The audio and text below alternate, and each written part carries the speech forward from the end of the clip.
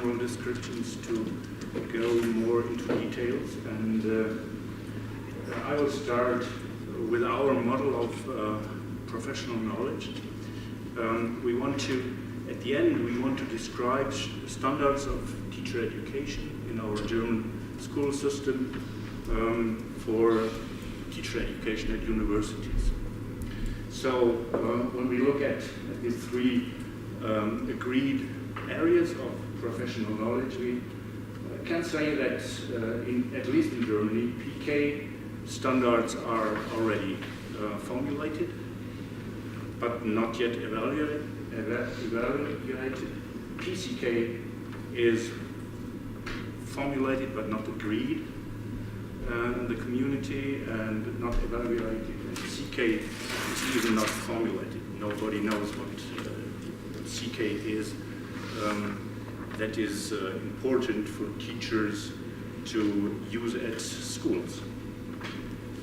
So what we did is we tested professional knowledge with these areas, PK, PCK, CK, for biology, chemistry, and physics. And I will talk about physics because I'm the physics educator in this team. So we tested to describe what's going on at schools. We first tested teachers. That's why the formulation of CK is a little bit different. University knowledge was not included because we are sure that we don't want to disappoint teachers.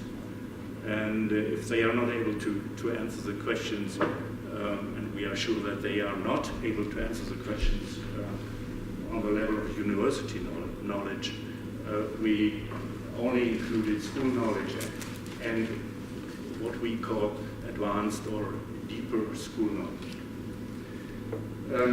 What we found at the end, and that was an idea at the beginning too, that we have an overlap of PCK, PK, and CK and PK, and I will talk about this overlap of CK and PCK later on. The topic we formulated PCK and CK questions was mechanics, and PCK a little bit general physics, and PK was done by our psychologists. It was general PK as it is taught at universities.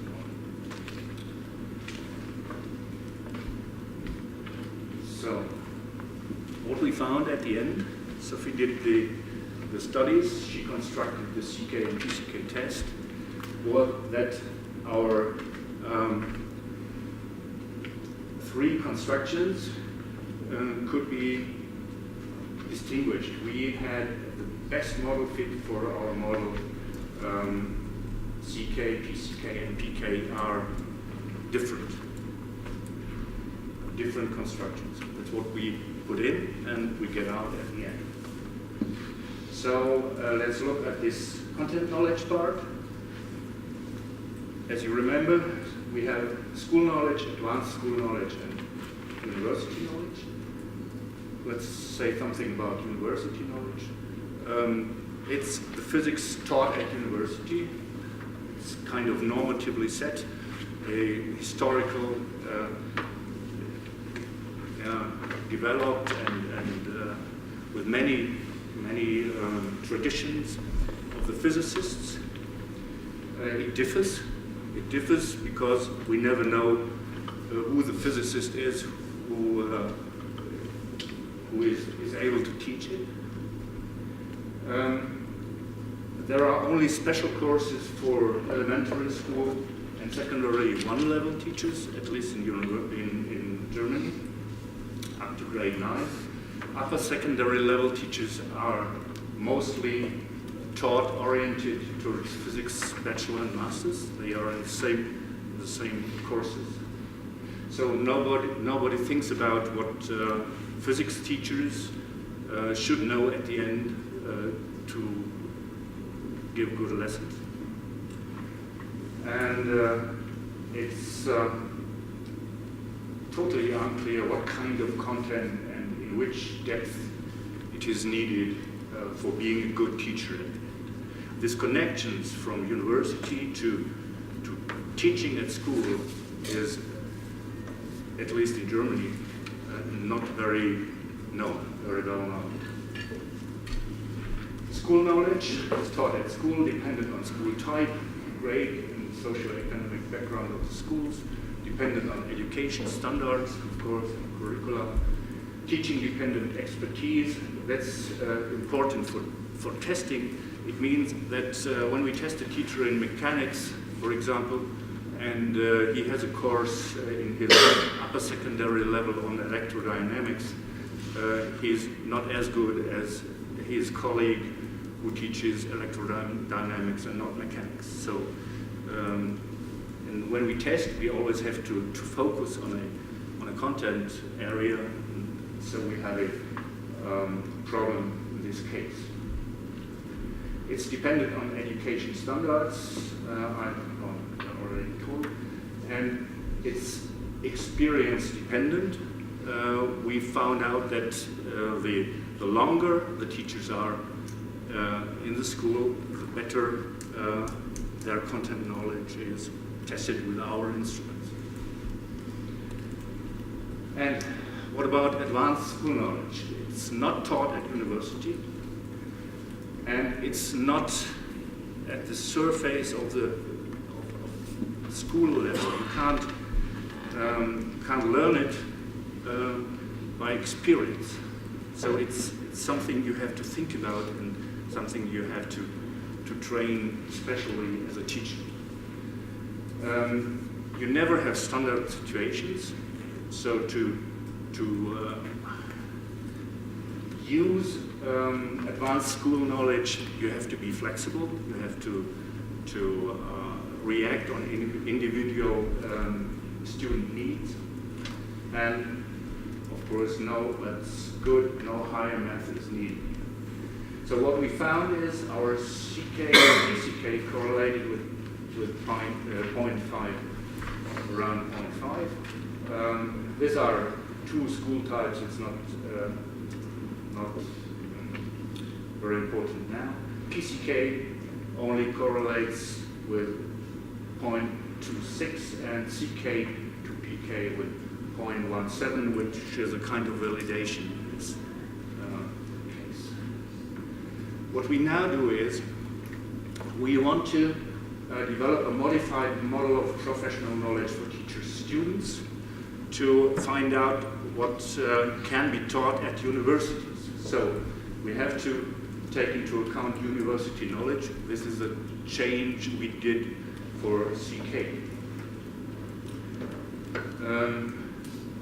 So we need a special CK in this case. CK changes according to the goal we have when we test CK. What is advanced school knowledge? We try to make operational definitions for what it could be. One point is being able to use a theoretical attempt, big idea or something like that, to solve a task. Being able to identify and apply different ways to solve a task. Being able to identify different constraints. Being able to develop a school task on a given level, and so on. And at the end, I want to point out that the delineation to PCK. PCK is not involved with the task and solving the task, but with classifying tasks and things like that. So I see it really delineation to PCK. Our conclusion: school knowledge and university knowledge are relatively easy to model and to test. We only have to analyze what's going on at a certain university or 2 or 3 universities, and we already have the content for the test. School knowledge is easy again. Also, advanced school knowledge is not in the focus of professional knowledge until now. In physics, we need, and biology and chemistry, we need reliable models for advanced school knowledge. we know that PCK is normatively set. Let's say problem for constructing tests. So when we have a task and we ask experts about the correct answer, we probably get several answers, different answers. It's not, sometimes it's not clear what the correct answer to a PCK question can be. And it's not clear if PCK is relevant for the quality of teachers' activities, and CK also at schools, and to answer the question, it is not sufficient to correlate teachers' professional knowledge with students' content knowledge or competence. So at the end, I think we have to think about CK separately, because we have to form CK as a standard for universities, which at least in Germany it is not. So that's the way we think. And what we also do is we try to close the gap between our theoretical results of testing to what's going on at schools. That's why we started a new project to do video analysis of lessons and to connect it with our test instruments. So the teachers are tested. We try to find some elements of the tested knowledge. We try to find if they are relevant for what they do during the lessons.